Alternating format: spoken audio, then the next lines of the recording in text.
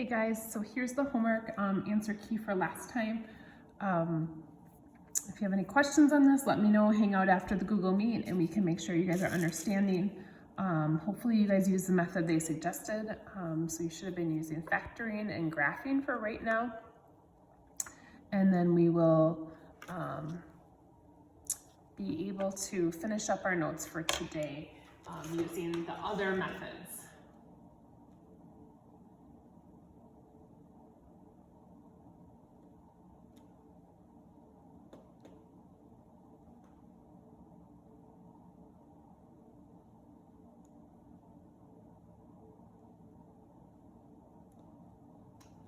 So let me know if you have questions on anything.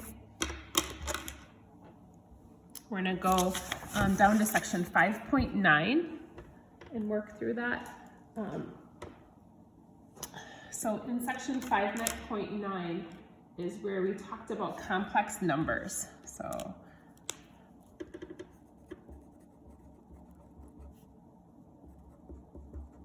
So the reason we talk about complex numbers is the I value. So this is where we introduced I. So the fact that I equals the square root of -1 and I squared equals -1. So we talked about that, and you'll want to use those two facts throughout these.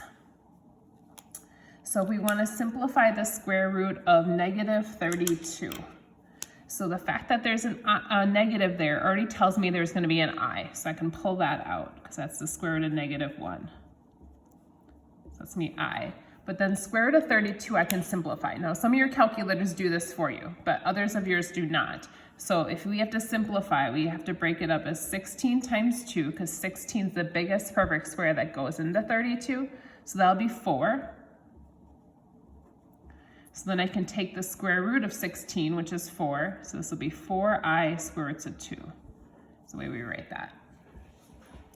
So be able to simplify those square roots. Something we did in geometry, we just put the I in there as well. So anytime it's the square root of a negative, you're going to involve I.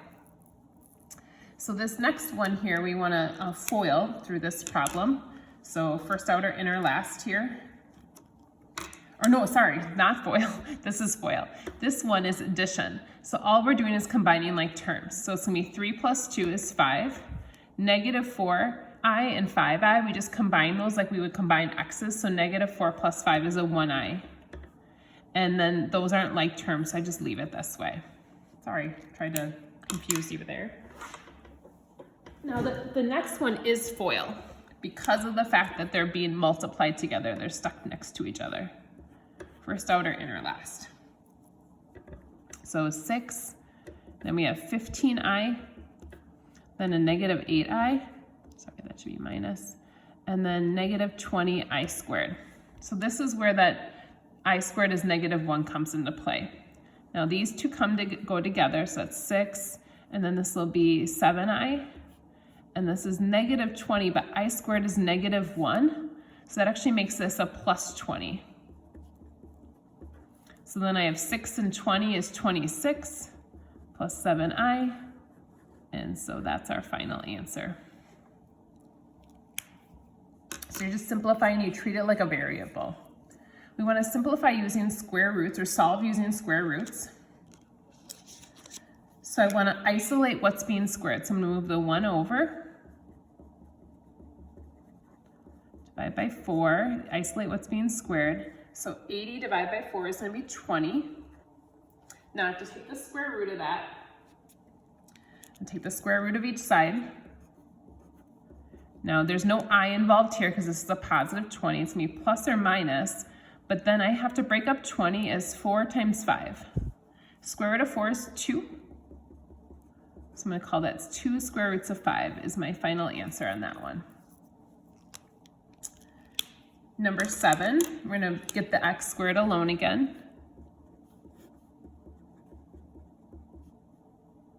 27 divided by a -3. So I get a -9.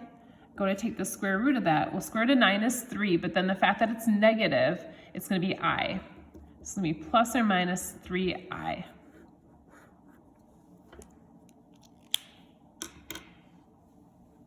we're gonna flip the page over. Now, what I'm gonna do with you guys on Monday is kind of go through a chart of all the different types of solving. So kind of just breaking these all down. So you're gonna kind of be charted out, but hopefully that'll help you to keep things organized. So we're gonna do completing the square. Now, this first one with completing the square, we want to remember there's a formula with completing the square, which is b divided by 2 squared. But remember, the first step is we want it to be where there's nothing in front of x squared. So this first one, I'm going to divide everything by 3 and get rid of that number in the front.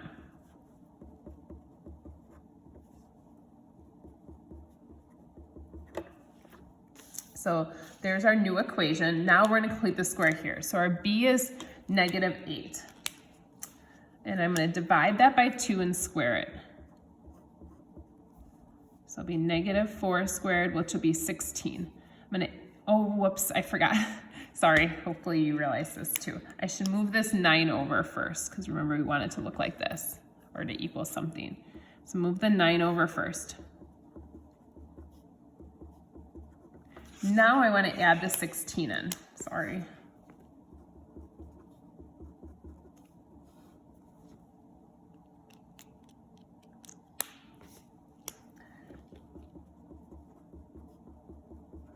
And so this over here will be 7. Now I'm ready to factor. Now this should always be factorable by perfect squares.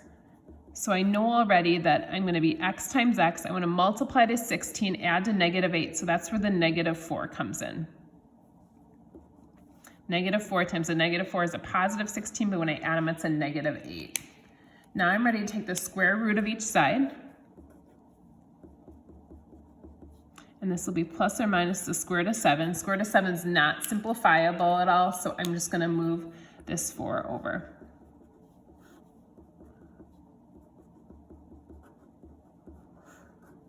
And then I can't combine like terms because those aren't like terms. I can't combine anything there. All right, so this next one I want to remember to do all the steps. So move that 7 over first, leave a little space. Then I want to take b and divide it by 2 and square it. So I'm going to add 1 to each side.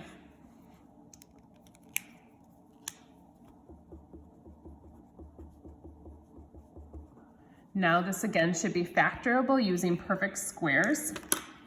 So this will be x times x, multiply to get 1, add to get 2, so plus 1 plus 1. So now I'm ready to take the square root of each side. It'll be plus or minus the square root of -6. Now again, that -6 means there's going to be an I involved. So -1 plus or minus, I'm going to pull that I out, and then square root of 6 can't be simplified anymore, so I'm just going to leave that. So this would be our final answer here. And then finally, our last couple is the quadratic formula. So being able to solve by the quadratic formula.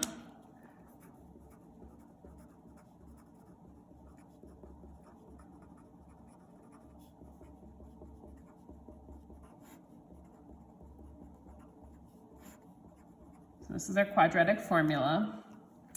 And we want to figure out what a, b, and c are to begin with. And then we're going to solve that using our a, b, and c. So first of all, it needs to equal 0, so I have to move this 15 over.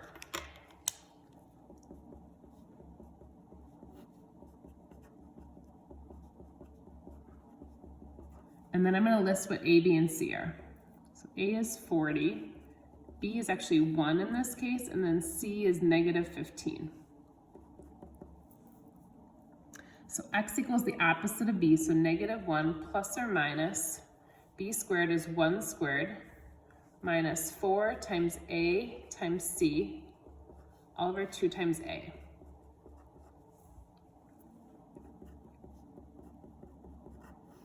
So this will be 1 because 1 squared, and then negative is going to be a plus. This is going to be 2400 all over 80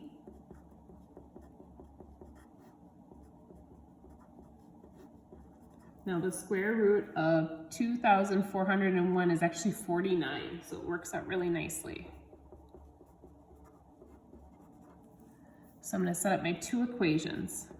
-1 plus 49 divided by 80, and -1 minus 49 divided by 80. So I'm going to end up with 48 over 80, which is 3/5. Or also -50 over 80, which is a -5/8. So there's our two answers for the quadratic formula there. Now I'll do this one other one. So A, B, and C.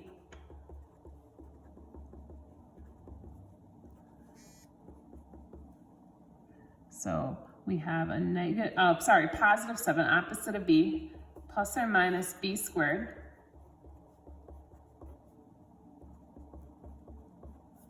All over 2 times A.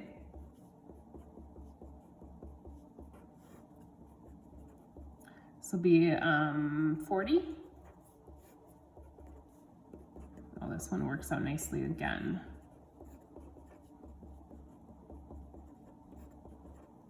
So this will be 7 plus 3 divided by 10, and 7 minus 3 divided by 10, so 10 over 10, which is just 1, or 4 over 10, which is just 2/5. There's our two answers.